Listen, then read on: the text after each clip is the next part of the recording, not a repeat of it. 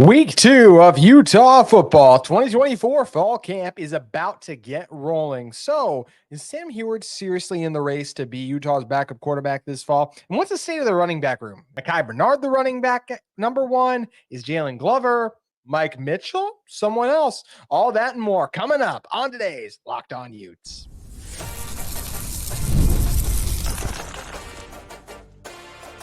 You are Locked On Utes, your daily podcast on the Utah Utes. Part of the Locked On Podcast Network, your team every day. Hello, everyone, and thank you for making Locked On Utes your first listen every single day. We are part of the Locked On Podcast Network. We appreciate all of you who do listen to the show every single day. Thank you to our everydayers. If you guys are in the market for a second listen every day too, make sure you guys check out Locked On College Football, or as well as you can check out Locked On Big 12. Also, a big shout out to all of you just once again who helped us reach over 2,500 subscribers recently. Just continuing to climb and roll as things go on with fall camp, and just can't thank you guys enough who continue to support me in this show, and really appreciate all of you for the time you take to consume this show and just allow me to do what I love, covering this Utah football team. Today's episode of Locked On Utes is brought to you by FanDuel.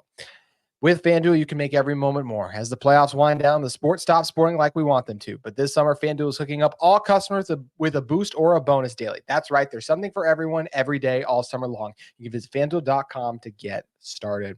As I said in the open, talking about the battle for QB2. Is Sam Huard the guy? How serious of a threat is he to Brandon Rose, Isaac Wilson? And then a deep dive, a position preview into that running back room. A lot of intrigue around it. Kyle Whittingham said that was something they got to figure out. Who's going to be the guy?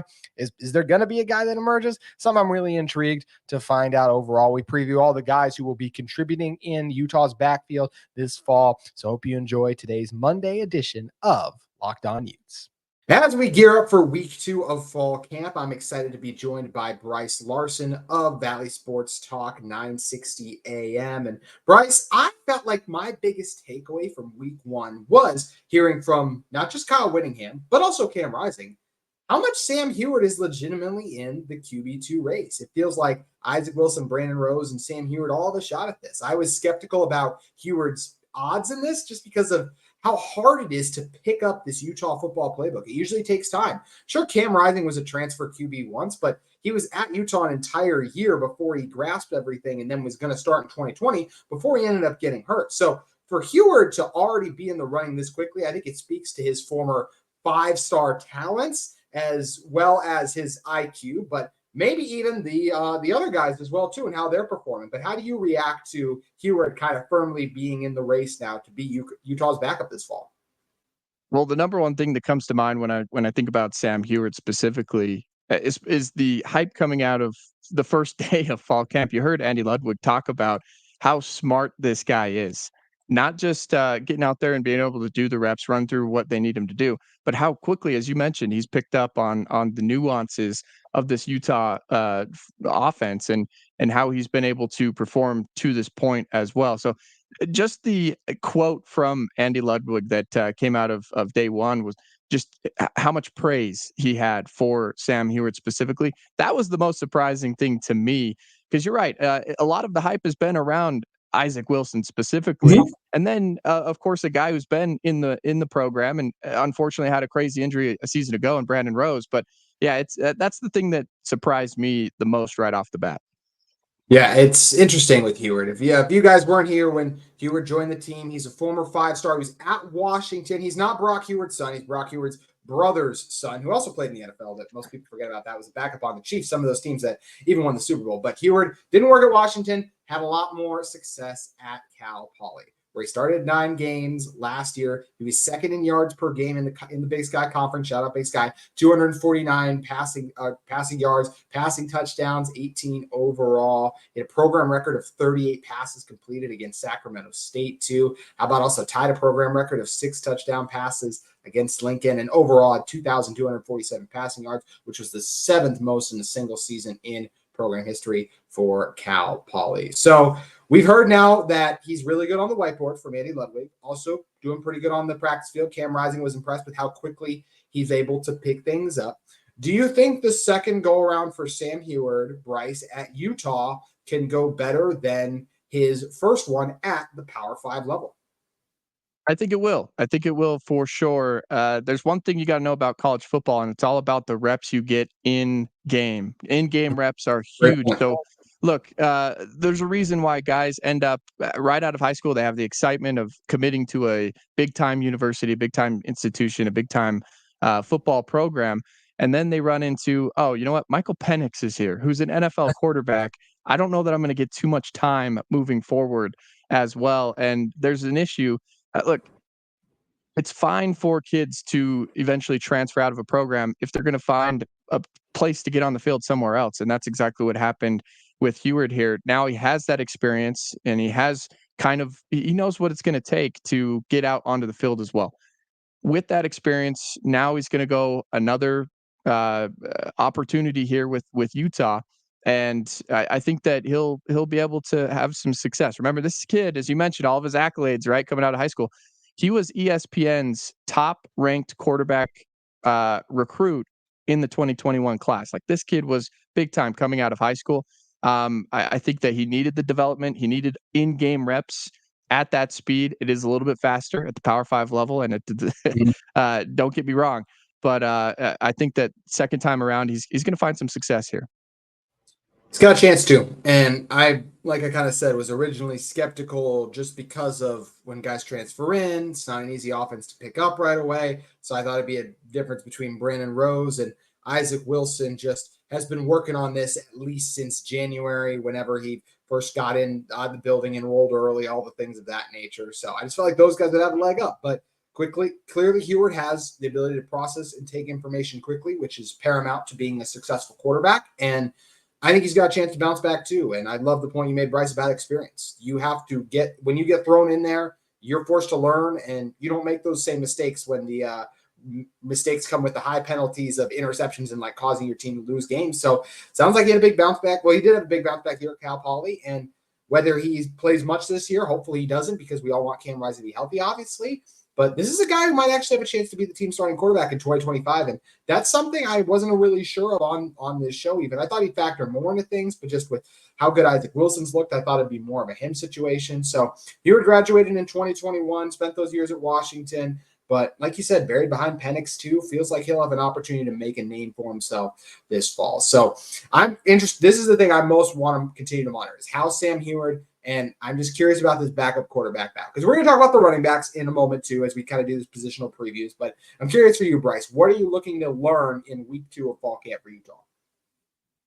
One of the biggest things is how physical is this team going to be? We've heard that they're kind of going to the schedule where it's more like an NFL schedule when it comes to fall camp and leading into the season. That's because Kyle Whittingham believes that this team can go deep into the season, and that's a fair belief. They've got a lot of talent. They're the favorites in the Big 12 conference. When that happens, you play a ton of games in a season, a lot more this year, especially if you get to that college football playoff. So you've got to make sure that you kind of get ready for the marathon rather than the sprint early out of the gate. So my biggest thing is, how physical is this team going to be in training camp in the next couple of weeks?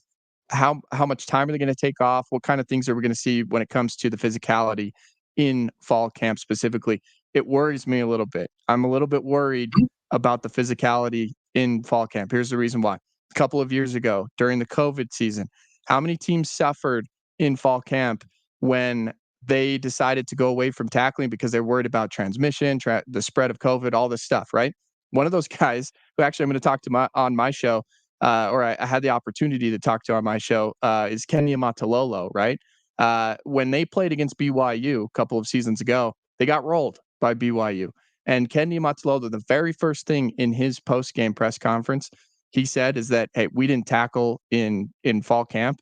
And that was a direct reflection of how they performed against BYU in that season opener that week as well. So that worries me a little bit when you don't have that physicality, because maybe the coaching staff is a little bit worried with the injury situation that happened a season ago. I think that is the biggest worry for me, and I'm curious to see how physical they get throughout fall camp. Injuries absolutely ravaged this team last year, and they were injured going into the season. Connor O'Toole, Samote Pepa, I think Junior Tafuna might have even Junior Tafuna missed the first game too. So like it was insane how many injuries this Utah team had last year. Even going into you just can't hamstring yourself like that when what's on the line for Utah is on the line. So I think you're right. They got to continue to be smart and cautious with that. And I'm fascinated to see how Kyle Whittingham works it there. I'm also fascinated to see what the running back room looks like. It's time to dive into some position previews as we gear up for the 2024 season on Locked On Utes. But before we do that, today's episode of Locked On Utes is brought to you by our friends at eBay Motors. Passion, drive, and patience. The formula for winning championships is also what keeps your ride or die alive. eBay Motors has everything you need to maintain your vehicle and level it up to peak performance. Whether it's superchargers, roof racks, exhaust kits, LED headlights, or more.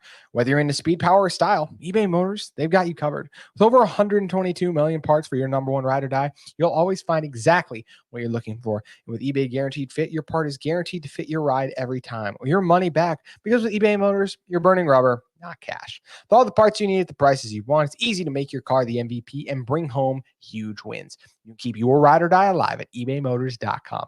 Eligible items only. Exclusions do apply. eBay Guaranteed Fit only available to U.S. customers.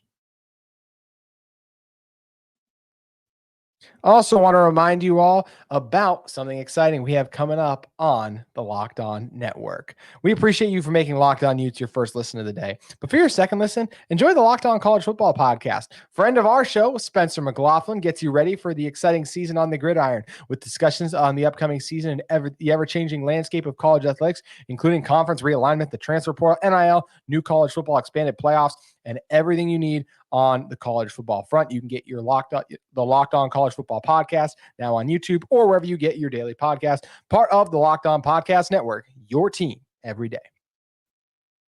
Coming back in here with Brice. And Brice, as we look forward to this Utah season, one of the biggest questions that Kyle Whittingham has mentioned about this team is figuring out who's going to be the guy in the running back room. Now, that was back at Big 12 Media Day. Last week, he said it's Micah Bernard right now, but even Andy Ludwig said, we don't have a bell cow guy. We don't feel like we have that. We feel like we have lots of quality contributors. As we take an overview of this room, there is clearly not a Zach Moss. There's not a Tavion Thomas. I don't even know if there's a Jaquindon Jackson.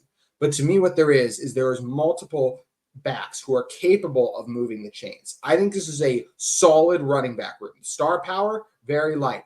Guys that are going to be able to make defenders miss, and also guys who will be able to stay fresh, because to me, they're all very similar. To me, I don't know if there's an A back in this room. I think there's a lot of Bs, and I think I'll give Micah Bernard a chance to be an A- guy in a limited role. So I like the way this room has come together. I would agree with you 100%. From everything that I've heard in the first couple of days, Micah Bernard is going to be that guy. Of course, there's going to be some mixture. There's going to be a couple of guys in that running back room that actually get some time in there as well. The biggest thing about this is that it's kind of weird not to have a guy at Utah. Utah generally, historically, you just named a list of running backs that have been at Utah for a long time that have just one after another stepped up. Someone's going to step up in that running back room. We know it's going to be one of those guys that's there. And it's paramount in the Big 12 specifically. You look around the rest of the conference and it's stacked in every single running back around the rest of the conference. You look at Oklahoma State with Ollie Gordon, you look at everywhere around the Big 12, and it's ground game. And then they added on with a little bit of pass here and there. Primarily, that's been Utah's offense, right? So who's going to step up? We've heard that Micah Bernard is going to be kind of that guy who is right there. I think Glover is also in the mix for a lot of time and a lot of carries as well. Those are your top two guys, in my opinion, but it's really early and we'll see how things shake out here. It is really early. Let's focus on Micah first. It's kind of funny when you talk about him being the lead back for this team, because can you tell me the last time he had a 100-yard rushing game, Brice? Take a guess. No, I can't actually. 2021. So that was the last time we saw a 100-yard rushing game. Yeah, it's been a minute. It definitely has for Micah. Now, part of that, obviously, the injury last year. You know, it was a crowded room with Tavion Thomas and guys like, actually, well, we'll go back to 22. That was when Jaquindon really broke out as well. And I think Micah had some, and Micah obviously was used a lot as a pass catcher there, and Utah used different guys in different capacities in those years too. But Micah is a guy who's done a lot. He's played in 39 games for Utah, 12 starts overall. Did start the one at cornerback, of course, too. Last time we saw him fully healthy in 2022, Yeah, exactly. Versatile. He played in 14 games this last healthy season, 106 carries for 533 yards, also 34 catches for 314 yards and a touchdown. So, biggest thing about Micah to me is, yes, he will start the game. I think Micah is a good runner and he can make defenders miss, but he's not the biggest guy. So, that's where he's not the bell cow guy to me. To me, Micah, though, is an elite third down running back. He's this team's best option in pass protection, and I believe he's their best pass catcher out of the backfield. He has reliable hands. He's a good route runner. I still remember that catch he made in that Rose Bowl a couple years ago when he was starting that corner too. So I really like what Micah Bernard can provide, because when you have a quarterback like Cam who's gotten banged up before, I want a running back who I trust in blitz pickup. That's Micah Bernard. I want a running back who can recognize no one's blitzing. I'm going to leak out and make guys miss in the open field. That's Micah Bernard. And he's still a guy who is a reliable runner too. So he makes the most sense as the lead back. And no matter how the season shakes out, I expect on the big third downs, Micah Bernard to be next in the backfield next to Cam Rising. Yeah, I would agree with you on everything that you said right there. And one thing that you mentioned is the injury to Cam Rising, and it is very paramount that you actually have a really solid run game throughout the season to take that pressure off of Cam Rising. Now, it's going to be a little bit tougher because a lot of teams heading into the season are going to know, hey, Utah on the offensive side of the ball, they're not going to do a lot of quarterback run. They're not going to do a lot of special stuff with Cam Rising when he's in the game because they want to keep him healthy. Now, if you go back a couple of seasons ago, and I want to reference something, I don't know how much your audience crosses over to the NFL, but especially the Atlanta Falcons. When you go back to the Atlanta Falcons a couple of seasons ago, they had Marcus Mariota, quarterback who can really run the football, right? What happened is that they had Tyler Algier out of BYU, and he went for 1,000 yards that season. What was the reason? Not because the offensive line was fantastic. They had a bunch of scrubs. It was because Marcus Mariota opened up the running lanes with the threat of his feet. Being able to tuck it and run, that's huge. Now you look at this Utah offense and you look at what they're able to do. They're not going to have that ability with Cam Rising. Every once in a while, he might take off if he's in a bad situation, but they're not going to specifically run Cam Rising. They're going to keep him out of the way. And you need to take pressure off of Cam Rising in the passing game as well with a solid run game. That's going to be something that I'm looking towards for this Utah football team. And they have to find somebody in that backfield that's going to take that pressure off Cam and then also be able to get it done without the threat of the quarterback taking off in a boot or anything else like that, and opening up running lanes on the other side as well. You're absolutely right. And that's where Micah's veteran leadership will hopefully be big for this group and his ability to come up big. One thing to know about Micah, though, is he isn't the biggest. He's 6 foot, 206 pounds. So he is obviously still a strong back in terms of he's a Division I running back. But compared to the Tavion Thomas, Jaquindon Jackson, he's not going to truck guys. That's not his game. He can break a tackle or two because he's shifty, but play in, play out in between the tackles. That's where he's not going to probably be your bell cow. Now, this next guy we've been waiting on for a little bit now to become one of the guys in the running back room, and that's Jaylon Glover. Was buried on the depth chart his first year, behind Jaquindon Jackson and Micah Bernard. Last year, Jaquindon Jackson, he kind of became the second guy too, but Utah was still kind of trying to figure out how they wanted to use their running back room too. So last year was where we got to see more of Jaylon. He played in 13 games, 562 yards, 2 touchdowns overall. Not as much of a receiver, but he did have his first career rushing game last year. And Jaylon, to me, when you look at him, he's a guy who's going to bounce off defenders and be able to stay up. I think he is a guy in between the tackles. Based on right now, I think he's the short yardage back for Utah. Third and short, got to get someone to get it. Jaylon Glover is going to be falling forward a lot more than he falls faster. And I really like the way that him and Micah can complement each other. Yeah, I think so too. He's going to be your bruiser, right? He's the one that's going to come in and make some dudes regret trying to fill a gap on him as well. I think you're exactly right. He's definitely a bowling ball when he gets that football and moves forward with it as well. Look, I think that, as you mentioned, Micah Bernard, and then the ability to switch it up with a guy like Glover as well. As long as we know Kyle Whittingham doesn't put up with guys putting the ball on the ground. As long as he can be able to protect that football specifically, I think that he's going to be right there and he's going to come in and be able to get the short yardage situation, as you mentioned as well. Feels like one of these two guys is going to lead the team in rushing. We're going to mention the freshmen and some of the other talented players that could potentially factor into this room. As of right now, when we're recording this, I'm going to go with Jaylon Glover to lead the team in rushing. I think he will be their primary first and second down back because I think he is a little better between the tackles because of that size and ability to shake defenders. I do think it will be close between him and Micah, much like Jaquin and Jackson and Micah that one season. But I'm going to give Jaylon Glover the slight edge to lead this Utah team in rushing. Brice, who do you think will lead the team in rushing? I'm going to go the other way. I think it's going to be Micah Bernard. I think that he's just shown what he's able to do. I think that specifically Andy Ludwig trusts him as well as Kyle Whittingham. They trust him. He's earned that trust over the last couple of seasons being in this offense, and he brings that seniority to this team as well. I think they're going to go with Micah most downs, and then we'll see Glover in there as well. Fascinating group, and it's not just because of two guys. I want to talk about the rest of the depth this backfield has in one moment.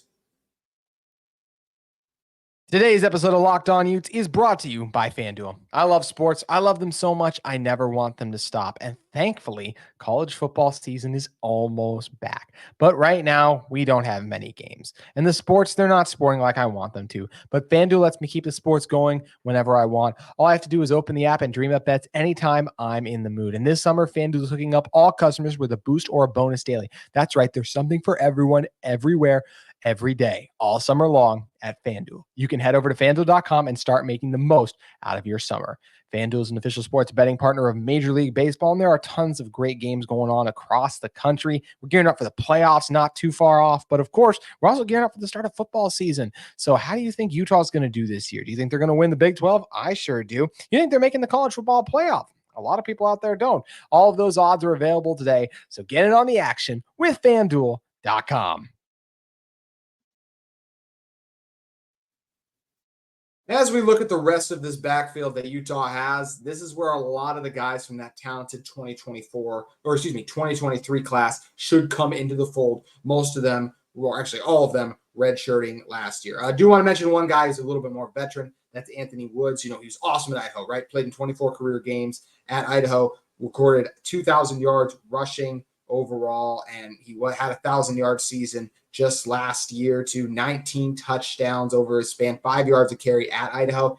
Josh Furlong was on the show recently. He mentioned that there was an injury with Anthony Woods. I haven't heard many of the coaches talk about Anthony Woods, so based on what Josh said a few weeks back, I'm going to go with he won't be a huge part right now. Would love to be proven wrong because I do think he's a guy who, after producing at the Big Sky level, shout out Big Sky, I think can do things at the Power 4 level. But he's not the only guy in this group capable of producing. Because I mentioned those talented recruits. Number one guy is Mike Mitchell. 6 foot, 211 pounds, is a 4-star recruit who did not see action at all last year, took his redshirt season, and he earned a lot of rave reviews for how he bulked up during the spring, his vision. I think this is a guy who's going to show a lot of flashes this year, Brice, but freshman still getting in terms of when he's getting that experience. So I think this will be more like a Jaylon Glover back in his true freshman season. And I know Glover played some when he was a true freshman rather than this will be Mitchell's redshirt season. But I just think that he'll show flashes in nice moments.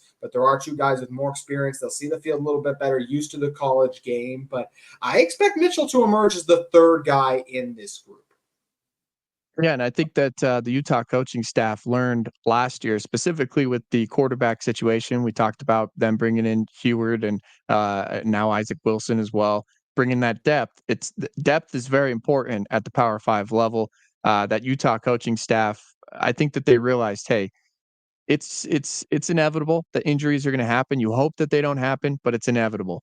If it comes down to that, obviously we don't hope that it does, but if it does come down to that, I think you have a very strong option here with Matthews as well. And I think that, as you mentioned, when he comes into it, having that year under his belt as a redshirt, being able to learn the offense, it's not an easy offense to mention or to learn and to pick up. I think that that's going to be huge for him. And where is he going to get that experience?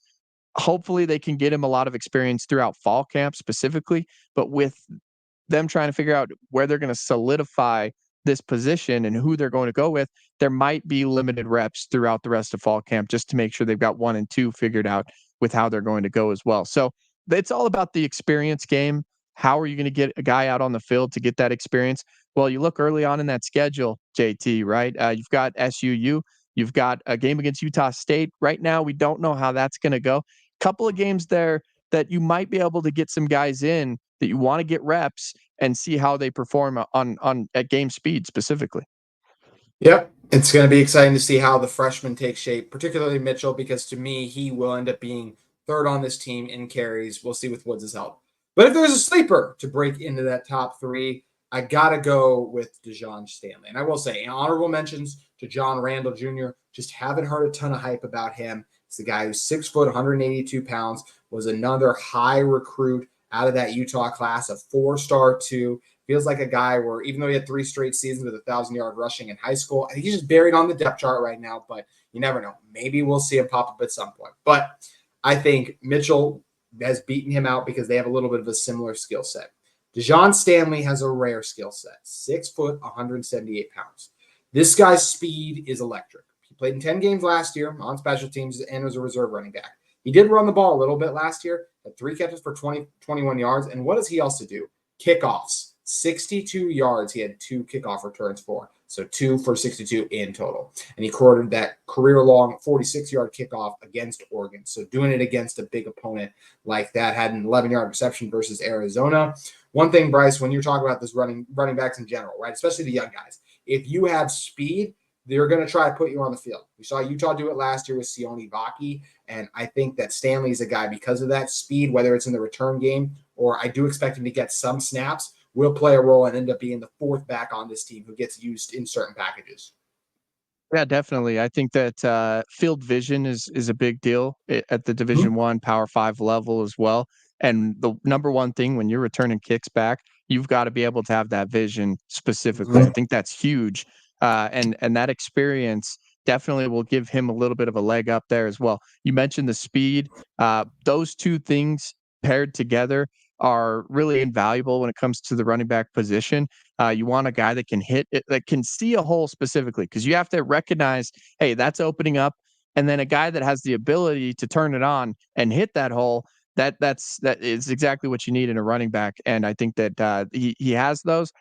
It depends on, once again, we go back to that experience.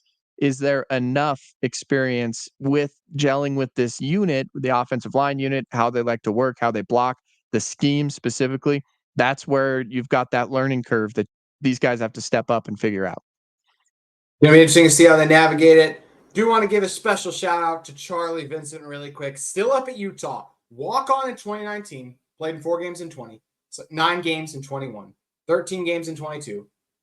11 games in 23. And here he is back in 2024. Went to East High, so he's done all of his football action up on the hill. An old, reliable guy. If Utah's got injuries, if it gets bad at running back again, I think that this is where you'll see Charlie Vincent get in. I feel better about the overall depth of the running back room because you have these young guys who have gotten up to their speed and strength. These freshmen, a year in the weight program has allowed them to develop. I don't think we're going to see a Sione Vaki type situation this season, but because if things get crazy and bad, I think Vincent can earn some run there too. And Vaki was also a special player. You just don't see guys do what he was able to do. So I feel good about this running back room overall. And Brice, I really appreciate you coming on to talk with me about it. If people want more Utah sports talk in their life, where should they head over to?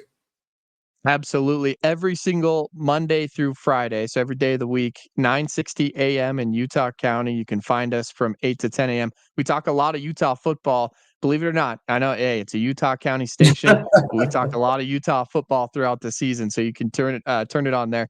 If you have HD radio in your car, you can find us at 105.1 HD2 up and down the Wasatch Front as well, all the way from Davis County down to Juab County. And then you can find us on the Valley Sports Talk with Brice Larson podcast after the fact, wherever you get your podcasts as well. Brice, really appreciate you stopping by today. Thank you so much. No problem. Thank you. That's going to do it for today's edition of Locked On Utes. We'll be hearing from the coaches from Monday's fall camp practice on tomorrow's show, reacting to all of that audio. So we hope you'll tune in and join us then as Utah continues to prepare for the 2024 season.